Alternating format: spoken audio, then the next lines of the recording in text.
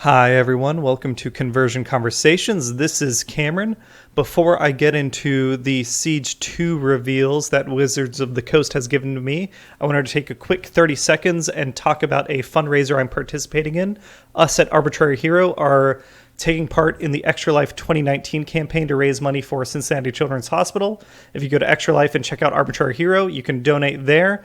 I am going to have great prizes by Vector Sigma, Reckon Rule, powered by Primus. Everyone's pitching in to help give out some prizes to help encourage donations.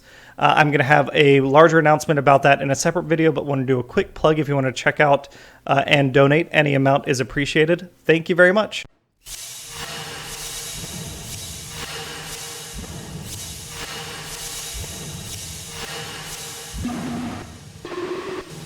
All right, I am freshly back from a bit of traveling, and I have missed a lot of spoilers, catching up as best I can. Wizards of the Coast has kindly given me some of my own cards to spoil, so we're going to dive right in. The first one is Adaptive Plating. Here we have an on-color blue armor. It is another situation armor similar to Reflex Circuits, Covert Armor, Sturdy Armor, where you have to meet a condition to get the +2 defense. Unlike those cards, it gives you no defense if you don't meet that condition. So here, when the upgraded character defends and you flip at least one white pip, it gets +2 until the end of battle.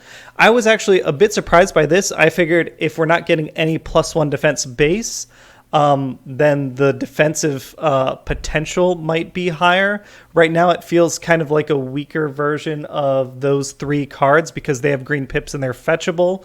And they at least give you +1 armor at the very least, getting you +2 when you play it properly. But this is our first card, and I can see it being used in sealed, although I know the sealed format encouraged right now will be 3 in Siege 1, 3 in Siege 2, so it will be competing directly with those blue-green armors. The next card we want to talk about is Erratic Cannon. This is an orange weapon, and similar to the Adaptive Plating, when the upgraded character attacks and you flip at least one white pip, it gets +3 attack until the end of the battle. This is another one where I thought, okay, maybe it gives you +4 or +5, similar to a grenade launcher, but instead of discarding it when you use it at the end, it just doesn't always hit. As is, both these cards I think are going to see a lot of competition to get slots in decks. I don't know that you'd play Erratic Cannon when you have other weapons available. Same with the Adaptive Plating. One thing I do want to note is if you do want to find places for these in your decks, where you might find it will be those plan and focus-based decks where you can splash a little more white than you normally would and be able to filter it out as needed. So it would pair well with cards like Decepticon Crown. That's the first one I thought of. Again, it's a white-green, so it's fetchable to put in your hand to plan in place of another card to get this trigger effect. And the card itself is a utility. It's not competing for a weapon or armor slot, and it gives you a plan 1 to get whites into your flips. Then there's Secret Dealing, same thing as Decepticon Crown, just you draw 1 and it's an action. Security Console the same way on defense. Other stuff that, it not as synergistic, but it's still white and green and fetchable. Espionage, Inverted. Work Overtime is another card I was thinking of, especially if you're planning a lot where you're putting cards down. Work Overtime is white and it helps build back your hand after you've done some planning. Mining Pick is one I was thinking about, but that's a weapon, so it's going to be competing with Erratic Cannon directly. Same with Private Taraxodon. That's another one I was thinking about, but it turns into a weapon upgrade, so that's hard. The last one I was thinking about in the cards that are already out are Spinner Rims. Spinner Rims, when the upgraded character battles and you flip your first white, you get to flip an extra battle card. So it gives you more value out of your white flips that you want anyway with Erratic Cannon and the Adaptive Plating. In addition to those cards that are already out, the cards that are going to be released in Siege 2 that I think will work well with these. Acute Reflexes, that's the card that gives you focus. It's a utility. It's not competing for a slot against these guys. It gives you even more value out of those white flips. It gives you +1 attack, +1 defense until the end of the battle. And that is a thing to note, is these do say end of battle, not end of turn. So if your opponent gets a swing attack on you, for adaptive plating especially, you need to get that white pip on every flip to get that +2 defense. So that's kind of what makes me a little hesitant about these cards seeing constructed play. Then another one that I'm thinking of, just as the white pips that we've seen so far, Kinetic Converter, letting you draw a card when you flip modes. And the other one I was thinking would be Kinetic Intensifier Whip. But this one is, again, a weapon that doesn't really play well with your Erratic Canyon. In addition to those battle cards, what I've been thinking about in my brain as I'm trying to brew character cards that would go well with this, I think Blue Streak would like these cards, because Blue Streak wants to flip white, orange, and blue. These are orange and blue cards that encourage white flips. It seems like a nice thing to help get Blue Streak converting between modes when he needs it, especially if you put a Kinetic Converter on him, and then when he's transforming, you're drawing cards in addition. I think that's a little Christmas land, but it would be a really cool opportunity.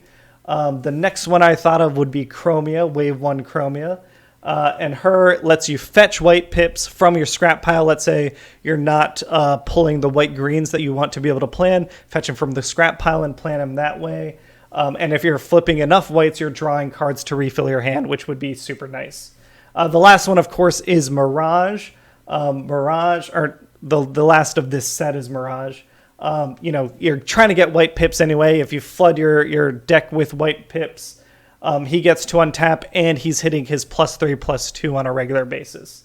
The other stuff I was thinking about would be maybe it works with Hound, but I feel like Hound, he gets you more value out of your white pips. Same with the acute reflexes. So if you get acute reflexes, adaptive plating, Erratic Canyon on Hound, I think that could be a fun one to get him. Really, he's swinging like +5 and 4 defense. He's 8 stars, so hypothetically, if you can make it work, I think that would be a fun one to try. And then, since we are talking about Decepticon Crown earlier as a way to get white pips, maybe these cards work with Starscream, King Starscream. I haven't really put a ton of thought into it yet. I'd like to do some testing because I always want to make King Starscream work. But you're flipping Decepticon Crown. It gives you +3/+3. Now it's giving you +6/+5 when you're loaded out. So again, would be super nice. It helps keep Starscream alive. Maybe these cards find special spots in King Starscream deck lists.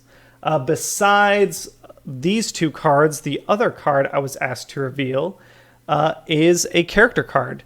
And I think someone at Wizards of the Coast has been following my content because they know I like to talk about sealed stuff. So they gave me these battle cards, and they know how much I've loved the Sports Car Patrol. So they gave me Raider Hyperdrive. I love this toy. It's a really fun character design. And here we've got another Sports Car Patrol member in card form. Which I'm hoping that means we're going to get Blackjack. We've got Detour, we've got Roadhugger, Hyperdrive, and Blackjack, having them all in card format for me to set next to my Sports Car Patrol figures would be terrific. But Hyperdrive is a specialist, which is exciting. He's the standard Micromaster, stealth when he's untapped, 3/6/0 at 4 stars. I think that seems perfectly reasonable and pretty in line with Detour. But when you flip him, he turns into a canned Inspiring Leadership. Any blue card that you have can become Inspiring Leadership. No need to pack the card itself. The effect, I feel like, you're fishing 3, you got to scrap 2. Since you have to play a card, you're using it to get through your deck faster, finding cards you want. But I think he plays well with Raider Detour, who, as we know, is a canned Pep Talk. And then Roadhugger is a canned Leap into Battle. So I'm hoping we see Blackjack. I'd be curious to see what blue action card he will be. And yeah, we've got another Sports Card Patrol member. That's it for this video. Excited about the reveals. Excited about Siege 2. I'm already doing some proxy testing if you haven't been following the channel.